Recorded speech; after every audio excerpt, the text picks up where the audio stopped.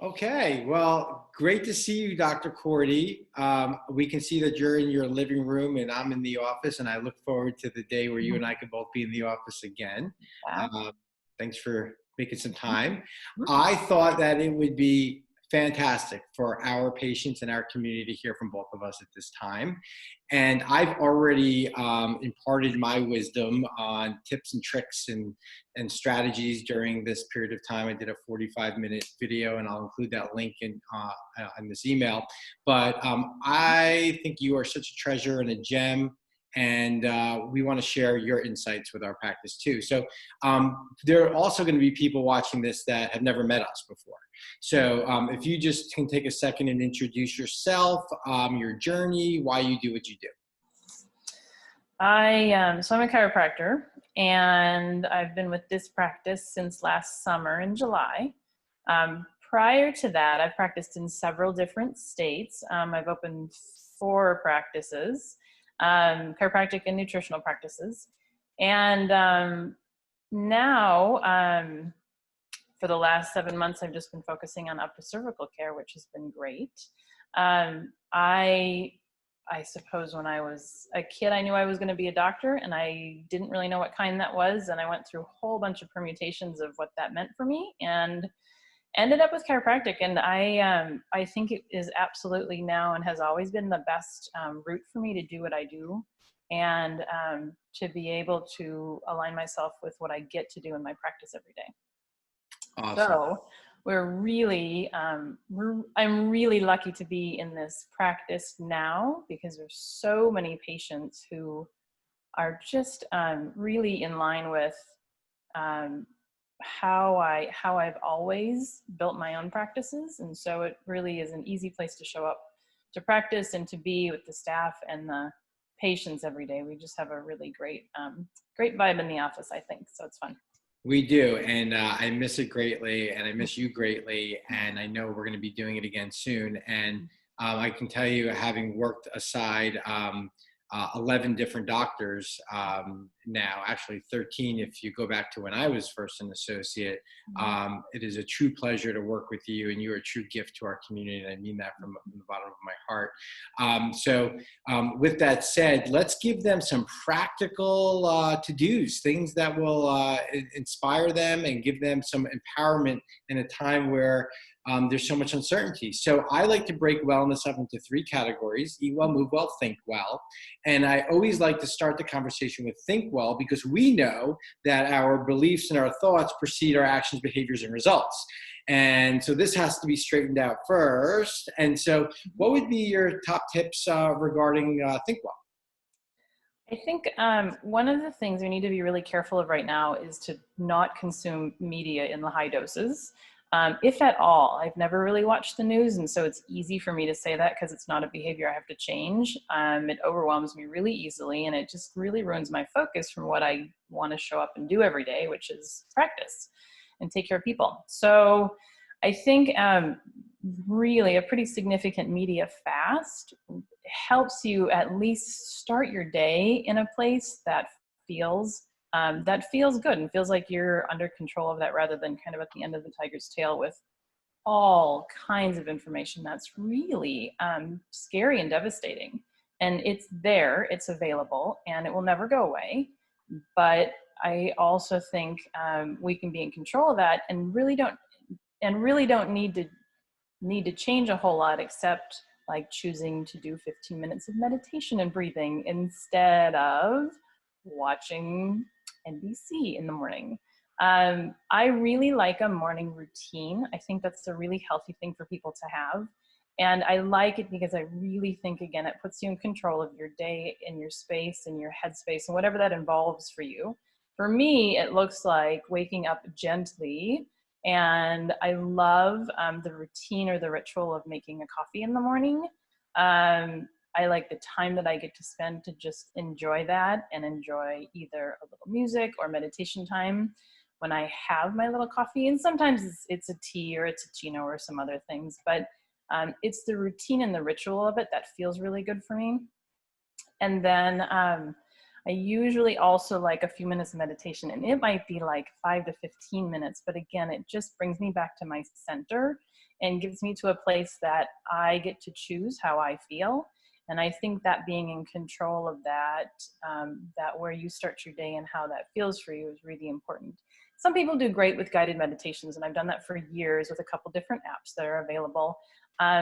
For a while, for about maybe 6 months, I really just kind of thought through meditations on my own, which isn't always as productive, I think, as doing guided ones for me.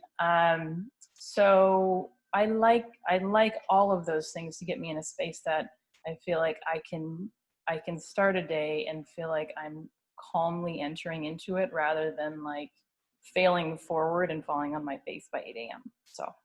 This is what's so refreshing, because I've interviewed a number of doctors and I'm asking the same 3 questions basically, and I'm getting different answers from everybody. And this is why it's such a great value, because people will take what they want to take. If somebody's never meditated and they look at it as kind of like overwhelming, like I don't even know where to start. You mentioned a couple apps. Are there any in particular that you would recommend? I've used the Calm app, C-A-L-M, Calm. That one's a nice one. I got kind of sick of it for no good reason, except I was just ready to move on. And then the most recent one I've used is called 10% Happier, and I really like that one. They sort of have a little interview and then a meditation connected to sort of the purpose of the interview questions. So I liked the format of that because it was a little learning and a little practicing. So it was about 20 minutes instead of maybe 10 to 12. I liked those. In terms of just starting meditation, it sounds a little amorphous for us in Western culture. And we hear it more and more, but a lot of people don't start it because they think they have to sit down for an hour and think about nothing. And I think one of the things I teach my patients often, and we talked about this last fall at our fall dinner workshop in October, was just boxed breathing. It's so simple, and I think it gives you something to focus on. So just breathing in, holding your breath, breathing out, and holding your breath for kind of 4, and just going through that cycle 4 times is really a nice way to do something that you have to focus on, something that's super simple, and going through that cycle about 4 times, or 4 times for that matter, gives you a few minutes of space that you're just doing something that's one sort of singular thing, which is breathing. And that feels really good for the system. You kind of eliminate other things. And you'll notice at the end of even something as simple as that, you breathe deeper, your shoulders are lower, your head is back farther. Everything just feels more calm in your digestive tract. And it's so simple to do that, even in the middle of like a between meetings day. And so many people are working from home now that they might like blast through their morning with 3 hours of meetings, and they might have like bite-sized pieces between those that they can do something as simple as that to just sort of regain their center before the next thing that takes them over on a phone call or a video call or Zoom chat or whatever the heck they're doing, all the things that everyone's learning how to do now. So I think that's a really easy way to start that, is just that box breathing kind of meditation, because it gives you something to do, it gives you a format, and doesn't take long. 4 seconds in, hold for 4 seconds, 4 seconds out, 4 times. Super simple, super simple. Changes your state. Okay, so let's move on. The next question is in the sort of the category of move well or movement. What would you speak to, or what would be your top 2 tips regarding movement, proper movement? Well, I think it needs to happen outside every day. I don't care if you live in Alaska or if you live in Texas, or if it's raining or sunny out. I really think we have to get outside every day and breathe in fresh air by trees and nature. I mean, there's all kinds of lovely research supporting that. That's of course true and valuable on so many levels, but I think it needs to happen outside the bounds of our regular home space.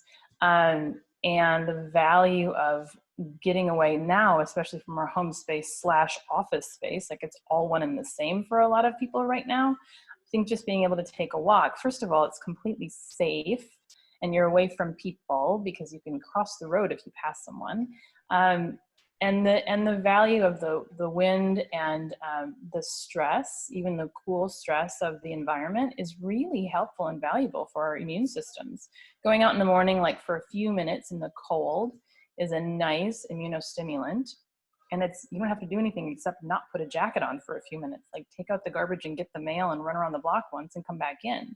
It seems really simple, but really basic things like that support and stimulate our immune system to work better, and function more effectively and efficiently for the rest of the day. Those little things, again, like a little bit of box breathing, that few minutes you do that, or that few minutes you run around outside without a t-shirt on, or without a t-shirt on, without a jacket on, with just a t-shirt on, you can do a really nice overall immune boost that is just free and easy and takes 3 minutes. It's so simple. So yeah, the message there is that the little things add up. mm-hmm. It doesn't have to be this big gigantic lifestyle change. Yep. I think that's one of the most intimidating things about thinking about moving well or exercising, is people think we need to do this like an hour a day, or joining a gym and doing things that are hard and they hurt, and I think it really can be so much less than that, and really more recent research keeps telling us that that's very true. Like short bouts of 5 to 15 minutes of a little bit more intense exercise, and intense means whatever that means for you. If it's exhausting, that's it for you. Like my exhausting is different from yours and different from the next guy's, but whatever that is, it's enough. And then you just build on that on a day-to-day, week-to-week basis to figure out and change it up too. That's the other thing I think that we've learned that's really important, is shifting and changing those little trainings that we can do. Right. So that may be like, if you're always a yoga person, start to do some strength training. If you're always lifting weights, start to do some cardio, just giving the body some different types of demands so that it can adapt to those demands. And after we get off, I'm actually going to take out a yoga mat, and I'm going to be doing some exercises on video and making those available to our patients. And those may already be out before we even send this out. I was interviewing another doctor, and she had the same tip. It was, we got to do some movement outdoors every day. And one of the things that I heard since all this virus stuff started was, be like the birds. If you go out and you look at the birds, they have no idea what's actually happening right now. And they're just flying around. They're not affected. And they're moving through life as if nothing's happening. So think about that the next time you're outside. Be more like the birds. Yeah. Good tips. So the last topic, and this isn't really fair to do to you, because Dr. Cordie is such an expert on nutrition and supplementation that she could teach a month long and not even get to everything that she knows. And I'm going to ask her to give 1 or 2 or 3 tips. And actually, back in the fall, before we even knew what coronavirus was, Dr. Cordie did an hour and a half immune lecture for our patients before cold and flu season showed up. And maybe I'll put that link on this email as well. But top 3 things nutritionally, or concepts that you want them to think about as they approach food every day. So fundamentally removing things that make us worse first, like first do no harm. And by looking at foods we can, like everyone has access to in the grocery store, getting and tending to buy the organic stuff, because pesticides and herbicides and the other chemicals that are put on food, coloring agents and all those things, are immunosuppressive. And so the less chemicals we have going in, the better. And a lot of those chemicals, a lot of our environmental pollutants and toxicants, are fat soluble. And so that means that they have to go through the liver to get detoxified. And the liver just gets more and more and more stressed. So the less of those, the better. So just like super easy in general, buy more organic food is a great place to start. And that includes your meats and other kind of animal products that you consume. There's a nice website called eatwild.com, and you can get local sources of locally raised produce and meat and beef and all those things. If you don't have one already, there are some options at grocery stores. They're kind of far and few between, and so it's nice to find a local source on your own. But in addition to just eating clean or without additives going into foods, and getting cleaner sources of protein, animal proteins,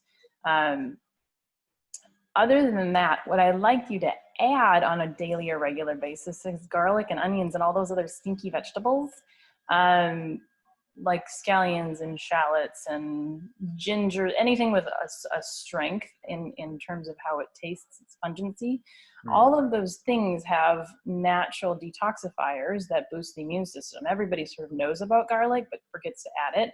And there's really no reason why we can't add it to almost everything, because it's so easy. And now, God bless the person who figured out how to peel garlic and put it in a bag for me, so I don't have to do it. Like, it's so easy to just chop it up a little bit and add it to kind of everything, and just that little bit of benefit goes a long ways. And there's really lovely research about supporting all different levels of immune health just by adding an onion and a piece of garlic or a shallot or anything in that family on a daily basis, compared to those who don't do that. And it's such an easy addition that I think it's no big deal. I mean, if you can swallow like the cloves whole and raw, that's the best, but I can't. So I just cook a lot with it, and it tastes really good. Yeah, one of the things that we do is we'll take broccoli or Brussels sprouts or cauliflower, put it out on a baking sheet, a pan, and in a bowl first, we'll mix up the broccoli with some olive oil and some minced garlic, and we mix it all up, and then we lay it out on the baking sheet and we roast it for a little bit, and it comes out so delicious. You're consuming the oils, the garlic, and of course the broccoli, cauliflower, Brussels sprouts. So yeah, it can be added to everything. Great tip. I'm sorry to cut you off. Keep going. No, that's good. I was just going to say those little cooked pieces of garlic on there are like candy once they get kind of caramelized in the oven. I love them. They're like gummy kind of candy. They're so good. So any level of garlic is great, but any of those really have significant immune boosting benefits that I think are remarkably powerful. And we just have to do them a little bit. So take out the pesticides and herbicides and chemicals, and then add in some of those sulfury, stinky compounds from those foods. And it's such an easy addition. But I think with those two things, we're way off in a better place than not doing those. And they're available and they're easy. Yeah, and if you want to know more about foods and recipes and supplements, I'm going to include the link. Doc, in her immune talk, went into great detail about bone broth and how to make it and how to use it. Can you give them a 30,000-foot view on the immune effects of bone broth? Because you were really adamant about that. Yeah, it is. It's fortunately, there's one company that I really like called Kettle and Fire, and they make good quality bone broth that you don't have to spend 24 hours making in your kitchen on your own. It's a super easy thing to make if you'd rather skip the process, which a lot of my patients just don't like to cook, so they skip it and buy Kettle and Fire.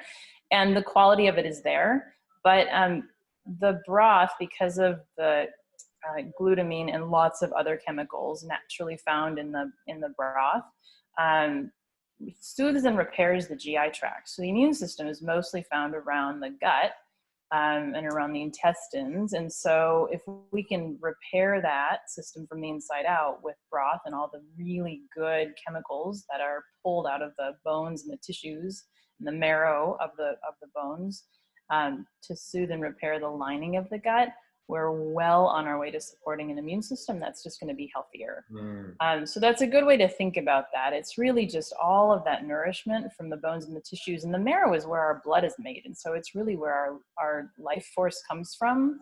So it builds and strengthens the blood, and then it gives us all of the other really good fatty acids and other proteins that are found in the blood and the marrow in a way that's already sort of almost digested for us, because it's so broken down after being cooked for 1 or 2 or 3 days, like pulled out of those tissues, and then it's just sort of given to us in liquid form. Like it's so easy to access for our body that it's a really nice way to do that. My immune system always feels stronger after talking to you. You make it sound so wonderful. I love it. So thank you so much for all of these great gems. There's, people will cherry pick what's right for them. And I think we gave them lots of value today. As we close down here, unfortunately, there's a lot of fear and anxiety right now. Understandably so. And if you could leave our community, our tribe, our patients with some inspiration, some positivity, maybe a quote, something that's helping you right now, what would you say? I think one of the things, because most of us, unless you've designated a person that has a stronger immune system in your household to do the outside stuff, the groceries or whatever, most of us are still going a little bit to things like the grocery store, not much other. But even walking down the road and seeing people at the store, you can choose to come from two different places, I think, when you separate yourself from others. And it can be this place of fear about me getting them sick, or them getting me sick, or me carrying something around, or vice versa. And I think rather than thinking about the space and the distance between the people everywhere right now, between our community members right now, is to think about it as a space of respect, and a place of really loving kindness between the two of us, and between all of the people in your community who you're spacing yourself from, and not so much that you're staying in because something terrible might happen, but you're staying in because you're respecting boundaries that really need to be respected right now. The virus is, of course, airborne, and we know that. And so giving other people space, because we don't know what they're dealing with in their life, is really an act of loving kindness for them. And I think it's easier if we think about that space like that, rather than this fear-based kind of hands-off approach. I mean, you can still like blow people kisses and send them kind of air hugs and and really nice things that feel a lot better. Just coming from a space that is really more heart-centered, rather than a fear-based, oh my gosh, I don't know what's going to happen if I get close to this person. And I think it feels a lot better. And fear destroys the immune system. And so really to keep ourselves in control of what we can handle and we can do for ourselves. And then coming from a very fundamental place of kindness and love and respect for each other is, I think, a lot of what we need to remember this is about. What a beautiful perspective. Thank you so much for carving out some time for everybody today. I wish you a very healthy day, and we will see each other soon. Thank you. Bye. Bye, everybody.